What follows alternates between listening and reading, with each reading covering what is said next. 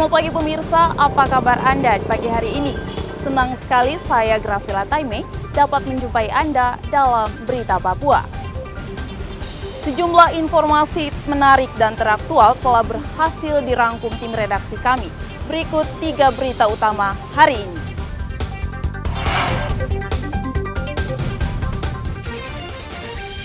Penjual telur di Manokwari keluhkan telur busuk dan dipenuhi belatung.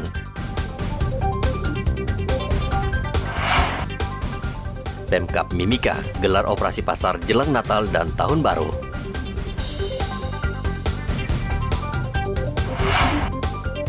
Polisi di Merauke mulai tingkatkan pengamanan di gereja jelang Natal dan Tahun Baru.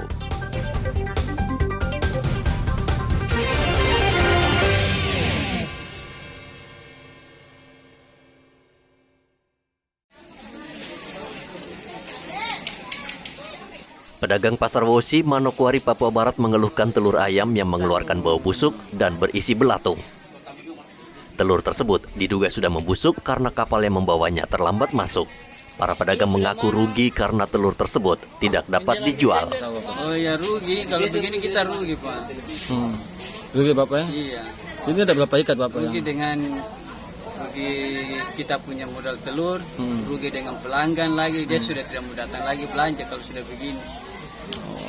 Ada berapa rak nih Bapak yang rugi? Kalau tidak salah ini banyak nih mungkin sekitar lebih 10 rak lah. 10 rak yang telur yang rusak Bapak Iya, ya? kan kalau kita ambil 20 rak, 20 ikat, kalau dalam satu ikat rusak 1 rak, kalau ambil 30 ya bisa di 30 rak, ya paling tidak ya 5 rak lah, paling sedikit.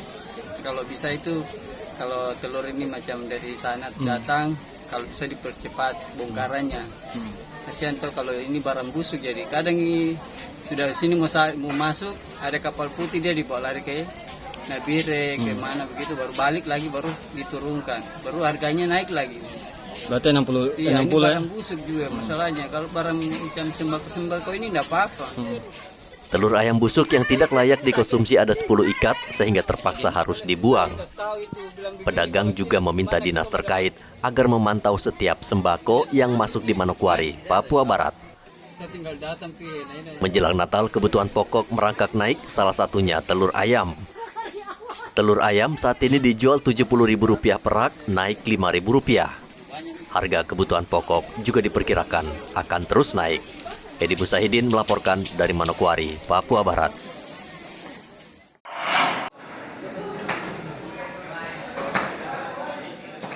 Harga ayam potong di Pasar Wamanggu Merauke, Papua Selatan saat ini masih relatif stabil.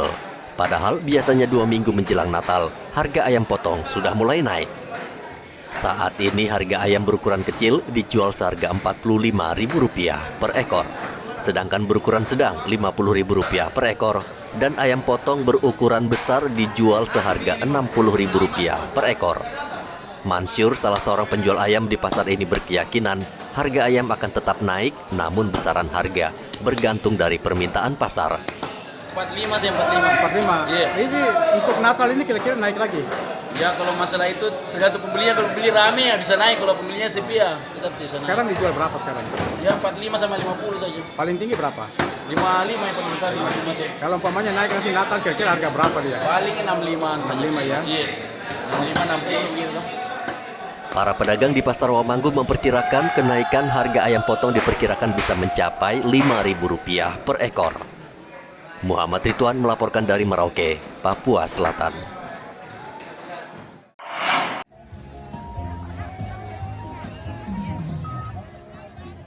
Menjelang Hari Raya Natal 25 Desember 2022 dan Tahun Baru 2023, Pemkab Mimika akan menggelar operasi pasar untuk menekan kenaikan sejumlah harga bahan pokok. Dalam operasi pasar tersebut, Pemkab akan menjual 9 bahan pokok dengan harga di bawah pasar. Operasi pasar ini sangat ditunggu warga, khususnya mereka yang berpendapatan kecil. 9 bahan pokok yang akan dijual dalam operasi pasar yakni gula, telur ayam, mentega, minyak goreng curah, beras, susu, dan rempah-rempah. Terima kasih untuk operasi pasar murah yang dilaksanakan oleh pemerintah daerah melalui pemerintah Kabupaten Mimika melalui Dinas Perindustrian perindustrian dan perdagangan, tentu selain untuk memenuhi kebutuhan pokok di masyarakat, khususnya untuk masyarakat yang kurang mampu, sehingga dengan adanya pasar murah ini paling tidak membantu untuk bisa mampu membeli barang-barang yang disiapkan seperti beras, gula, bawang, minyak goreng, beras dan sebagainya. Nah, yang kedua bahwa tujuan dari pasar murah juga ini adalah untuk bisa menekan inflasi yang saat ini terjadi di Kabupaten Mimika. Kemudian juga untuk menjaga ketersediaan kebutuhan bahan pokok yang ada di Kabupaten Mimika. Nah, untuk tahun ini kita adakan pasar murah umumnya di wilayah kota. Yang terjauh itu hanya kemarin di Komako sama Atuka. Ya, itu saja yang lokasi yang terjauh. Selain 9 bahan pokok, Pemda Mimika juga menggelar pasar murah untuk minyak tanah. Dari Mimika, Papua Tengah, Igobat Momolin melaporkan.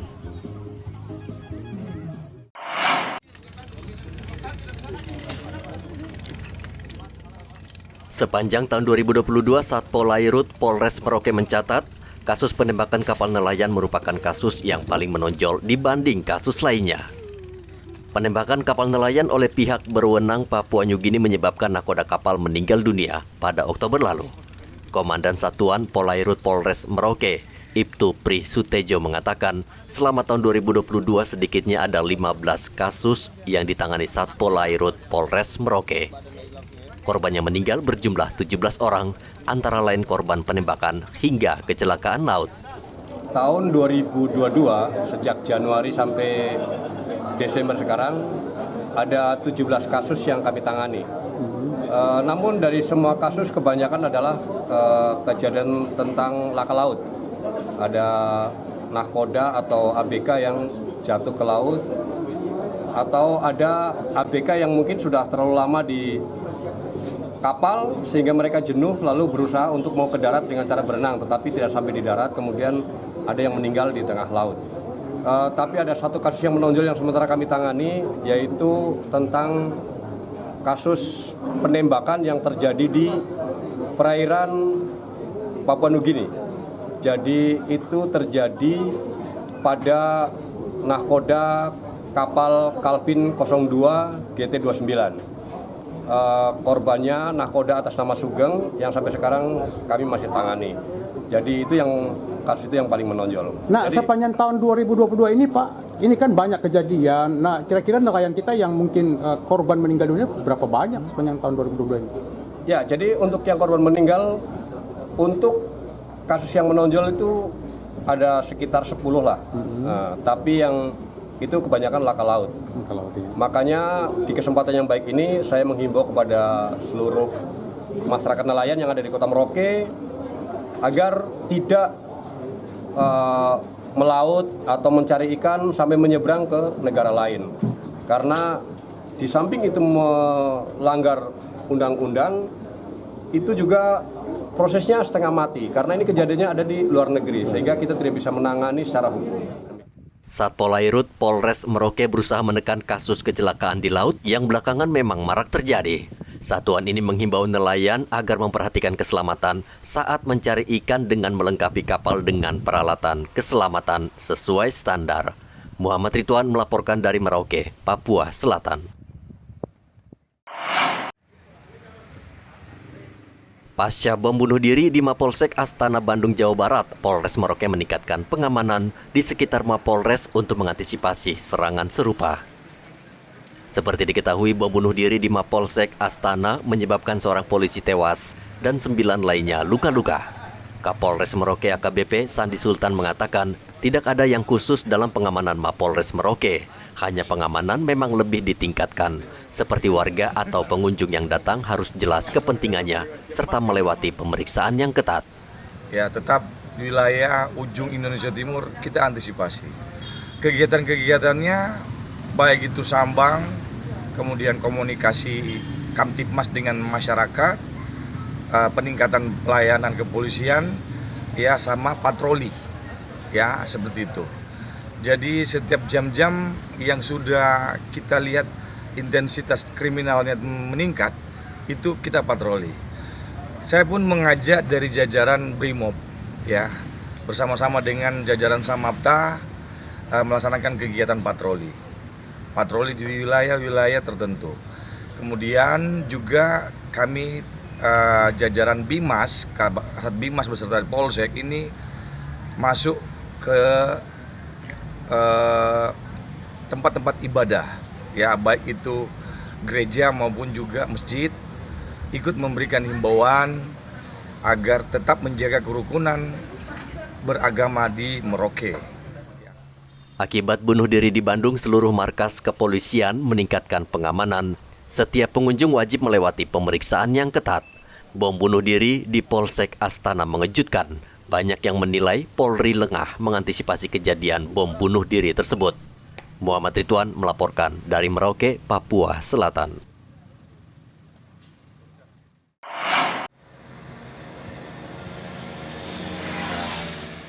Menjelang Natal dan Tahun Baru, Kepolisian Merauke akan meningkatkan pengamanan di seluruh gereja di Merauke agar jemaat bisa nyaman dan aman melaksanakan kebaktian. Polres Merauke akan melibatkan satuan Brimob dan TNI yang akan ditempatkan khusus di gereja-gereja besar atau yang memiliki umat banyak. Bom bunuh diri di Bandung beberapa waktu lalu menjadi perhatian serius kepolisian agar peristiwa tersebut tidak mengganggu kekusukan umat Nasrani dalam merayakan Natal dan Tahun Baru. Laporan intelijen, ya kaitan dengan pengamanan Natal, seperti yang saya sampaikan tadi bahwa jam-jam rawannya ini dan kegiatan ibadah, ya itu pertama. Kemudian yang kedua, saya mengajak rekan-rekan jajaran TNI dan Brimob supaya ikut melaksanakan pengamanan dan tersprint dalam kegiatan operasional kepolisian di Polres Merauke. Seperti itu. Ada pemeriksaan khusus Pak Kapolres untuk pengamanan Natal di gereja-gereja ini? Pastinya ada. Jadi tetap kita melakukan SOP yang masuk ke wilayah gereja, ya nanti. Kegiatan masyarakat yang melaksanakan Natal, ya saudara-saudara kita yang melaksanakan Natal itu berjalan dengan baik dan lancar, ya. 3 hari sebelum ibadah Natal hingga perayaan Tahun Baru, seluruh gereja di Merauke dipastikan sudah harus steril. Polisi juga akan meningkatkan patroli dan menggelar operasi penyakit masyarakat, seperti mengamankan warga yang mabuk-mabukan dan bertindak anarkis serta judi togel. Muhammad Ridwan melaporkan dari Merauke, Papua Selatan.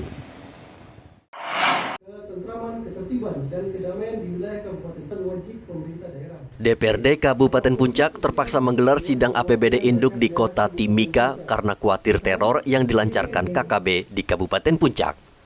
Sidang paripurna yang digelar Senin kemarin mengusulkan APBD Kabupaten Puncak sebesar 1,5 triliun rupiah. Usulan APBD Kabupaten Puncak untuk tahun 2023 tersebut disetujui 25 anggota DPRD. Selain mengusulkan Raperda APBD Kabupaten Puncak, DPRD Puncak juga mengusulkan 4 Raperda non-APBD tahun 2023 yang juga disetujui anggota DPRD. 4 Raperda itu diantaranya Rancangan Peraturan Daerah tentang Pajak Daerah, Rancangan Peraturan Daerah tentang Pajak Bumi dan Bangunan Pedesaan dan Perkotaan, Rancangan Peraturan Daerah tentang Penanganan Konflik Sosial, dan Rancangan Peraturan Daerah tentang Penyelenggaraan Perizinan Terpadu. Pendapatan asli daerah sebesar 8.750 juta rupiah, terdiri dari 1. Hasil pengelolaan kekayaan daerah yang dipisahkan sebesar 3 miliar rupiah. 2. Lain-lain pendapatan asli daerah yang sah sebesar 5.750 juta rupiah. B. Pendapatan transfer sebesar 1.530 miliar 819 juta 286.633 rupiah. Sebagaimana di Rancangan Peraturan Daerah tentang anggaran pendapatan dan belanja daerah tahun anggaran 2023 yang telah disepakati bersama, dapat kami sampaikan sebagai struktur APBD sebagai berikut. Pendapatan daerah. Estimasi pendapatan daerah pada rancangan APBD tahun anggaran 2023 adalah sebesar 1,5 triliun rupiah lebih. Belanja daerah. Selanjutnya untuk komponen belanja daerah yang terdiri dari belanja operasi, belanja modal, belanja tidak terduga, dan belanja transfer dalam rancangan APBD tahun anggaran 2023 sebesar 1,6 triliun rupiah. Kemudian berdasarkan pada asumsi pendapatan daerah yang diestimasi lebih kecil dibandingkan estimasi belanja daerah, maka telah disadari dan disepakati. Paripurna DPRD Kabupaten Puncak kerap menjadi sasaran teror KKB. Hingga saat ini Kabupaten Puncak masih menjadi basis KKB. Kepolisian kesulitan menangkap anggota kelompok ini karena medan yang sulit. Dari Mimika, Papua Tengah, Igobat Momolin melaporkan. PAP 7837 saya memberikan paraf. Pemkot Jayapura Senin lalu meresmikan BTS atau Best Transceiver Station di Kampung Moso, Distrik Moratami, Kota Jayapura. BTS ini merupakan hadiah Natal dari Kementerian Telekomunikasi dan Informatika, Kominfo, agar masyarakat di wilayah ini bisa terkoneksi dengan jaringan internet dan seluler. Pemerintah Kota Jayapura melalui Badan Aksesibilitas Telekomunikasi dan Informatika atau Bakti mengucapkan terima kasih karena masyarakat di perbatasan Papua New Guinea kini bisa menggunakan telepon genggam dan berselancar di dunia maya. Penjabat Sekretaris Daerah Kota Jayapura Robi Kepas Awi mengatakan dengan BTS ini warga akan terbantu untuk memasarkan hasil kebun. Mudah-mudahan tower ini dapat dipergunakan oleh seluruh masyarakat Kampung Moso, Distrik Moratami untuk mengakses kegiatan-kegiatan penyelenggaraan pemerintahan dan juga bisa membantu untuk juga mereka menjual hasil-hasil kebun mereka lewat internet dan ini juga membantu seluruh para petugas baik kesehatan, guru, TNI, Polri yang ada di perbatasan sehingga mereka bisa mengakses kegiatan-kegiatan penyelenggaraan pemerintahan secara tingkat daerah, nasional, dan ini hal yang positif. Oleh karena itu pemerintah kota juga ke depan akan melakukan survei apabila ada kebutuhan-kebutuhan, kami juga akan menyurat resmi kepada pemerintah pusat, khusus untuk Kominfo lewat Bakti untuk juga membantu kami. Oleh karena itu, ini merupakan hadiah dari Kementerian Pusat kepada pemerintah Kota Jayapura dan juga Wali Kota memberikan hadiah kepada seluruh masyarakat Moso di Kampung Moso, Distrik Moratami sebagai hadiah Natal. Sehingga saat Hari Raya bisa komunikasi dengan keluarga, baik yang ada di PNG, ada yang di Kota Jayapura dan sanak saudara yang ada sekolah di luar Jayapura. Direktur Proyek IBS Bakti Kominfo Hari Wibowo mengatakan proyek ini merupakan bentuk komitmen Bakti Kominfo untuk mencerdaskan dan meningkatkan laju pertumbuhan ekonomi di daerah terpencil dan terluar Indonesia. Melihat ini daerah vital juga, ada pos perbatasan dan masyarakat ini jauh dari mana-mana untuk jaringan telekomunikasi. Salah satunya adalah diberikan untuk disampaikan ke Bakti. Kemarin di November ini sudah operasional dan alhamdulillah ini bisa memberikan layanan bagi masyarakat Kampung Musuh sekitarnya. Dan ini adalah untuk membangun, untuk mempercepat laju dari baik dari pendidikan, pembangunan, ekonomi maupun kesehatan daripada di daerah Kampung Musuh. Terutama putra-putri generasi muda Kampung Musuh bisa lebih mengimbangi untuk bisa maju dalam era persaingan di era globalisasi. Kampung Skou Moso merupakan salah satu kampung di wilayah Kota Jayapura, Papua. Belum terjangkau jaringan telekomunikasi, padahal kampung sudah bisa dijangkau dengan jalan darat. Hendra melaporkan dari Kota Jayapura, Papua.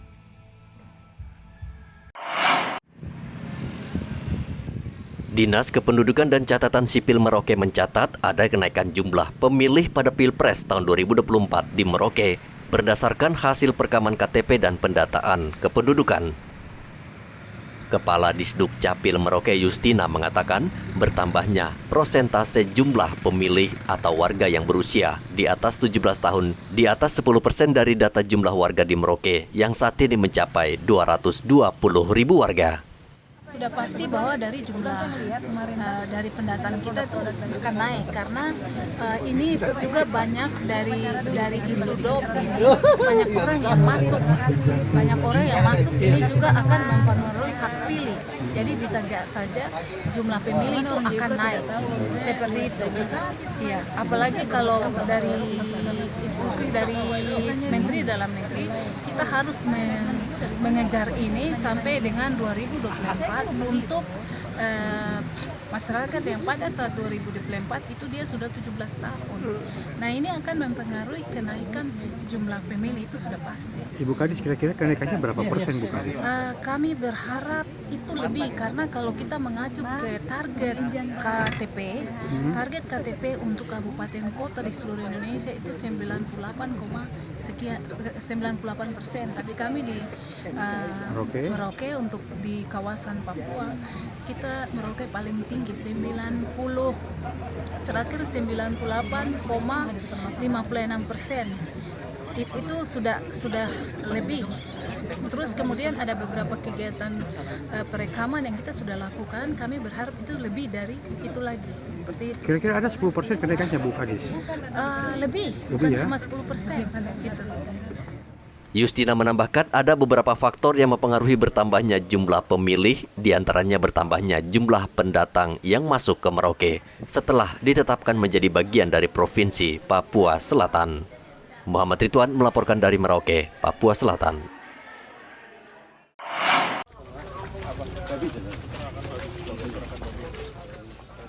Polisi di Yaukimo tidak hanya bertugas menjaga keamanan, namun juga ikut membantu warga setempat bertani maupun berternak. Maklum, wilayah ini pernah mengalami rawan pangan, sehingga warga di daerah ini pernah dilanda kelaparan. Asisten Operasi Kapolri, Irjen Agung Setia mengunjungi salah satu peternak bernama Ishak Salak yang terletak di Jalan Halmahera, Distrik Dekai. Ishak sebelumnya mendapat bantuan pembibitan dari Polri dan bisa dianggap berhasil karena hingga saat ini ternak babi miliknya bisa bertahan dengan penjualan yang baik. Seperti diketahui, babi merupakan salah satu hewan ternak yang harganya mahal di Yaukimo. Ishak mengaku berkat bantuan polisi, usaha ternaknya bisa berjalan dan menguntungkan. Dari Polda dan dari Polres Yaukimo, dan saya dibantu ini, dan ini menjadi contoh untuk saya memberikan sampaikan kepada warga masyarakat, mari ikuti ini. Agung Setia mengatakan Satgas Damai Kartens akan terus mengembangkan usaha peternakan warga di Yaukimo agar kabupaten ini bisa maju dan bersaing dengan daerah lain. Kita harapkan ilmunya bisa dibagi ke teman-teman, ke saudara-saudara kita agar bisa lebih pandai berternak. Bibit atau anak babi tersebut diberikan Binmas Noken Polri kepada warga pada bulan Juli lalu dan saat ini sudah tumbuh besar dan siap untuk dikawinkan. Sebelum pulang, Asops Kapolri juga menyerahkan bantuan sembako kepada Ishak Salak dan pakan ternak agar ternak babinya terus berkembang dan maju. Audi Rampengan melaporkan dari Yaukimo. Pemirsa, informasi tadi sekaligus mengakhiri jumpa kita dalam Berita Papua. Saya Graciela Taime mewakili seluruh kru kerabat kerja yang bertugas menyampaikan terima kasih. Selamat beraktivitas, sampai jumpa. Wanyambe.